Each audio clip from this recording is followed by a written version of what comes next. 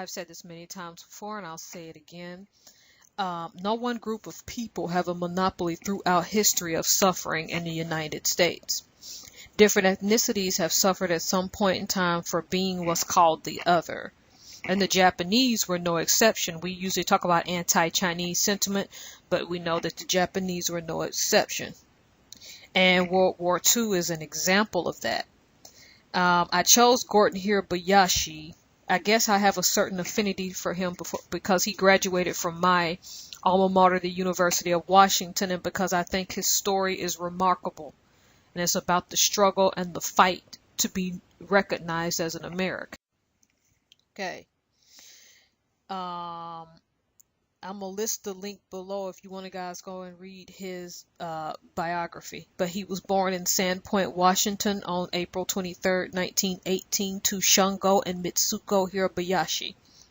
Both of his parents studied at Kinshi Gajuku Academy in Japan to learn English before traveling to live in the United States. They also converted to Christianity while at the academy in Japan. So they learned how to speak English before they'd even come here and converted to Christianity before he was born here. He learned early on in his youth that although he was an American born, that the system still had an ideal of what it was meant to be an American, and he in some ways didn't fit that ideal.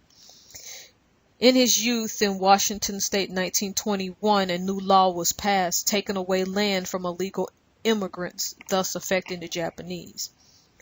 Then after graduating from high school, he enrolled to the University of Washington, where he was active in the YMCA.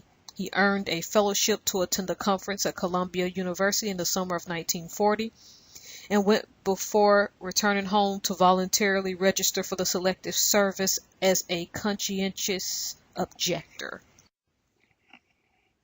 When word came of the internment, he thought that his citizenship would save him from having to go. The fact that he was an American-born Japanese, he felt that, or American-born citizen, that he shouldn't have to go, and he was sure that the system would back him, but that didn't happen.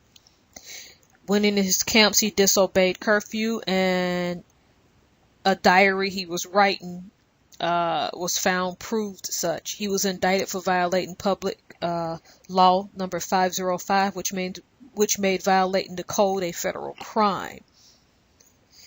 He loses his case when he's taken to court and asked to serve his sentence on a road camp, but was told that, okay, let me see how that says that he'd have to serve 90 days instead of the original 60 days if he wanted to serve in a road camp. He was sent to the DuPont Road Camp outside of Tacoma, Washington. Okay, at some point he decides to fight it, okay? And that's where the Hirabayashi versus the United States comes in. Both him and another guy named Minoru Yashui took their cases up to the Supreme Court. And that's about it, and they decide to fight. There are many cases where Japanese-born Americans have decided that because they are Americans, they were going to fight it, and this is just one of the well-known cases. So you guys can also look up here, Hirabayashi versus the United States. Both men will eventually get sent to internment camps. So both Gordon and Hirabayashi and Minoru Yashui were Americans of Japanese heritage and put away by their own country because of the perception that they were not American enough. Let's just be honest, they were born here, they were Americans. Gordon's parents made an effort to learn English while in Japan and even converted to Christianity before they moved here and gave birth to him in Washington State. So he was a born American. He became a Quaker. He was a Christian, educated, and a productive citizen in our society, thus fitting the all-American definition, and yet he was still treated like an outsider.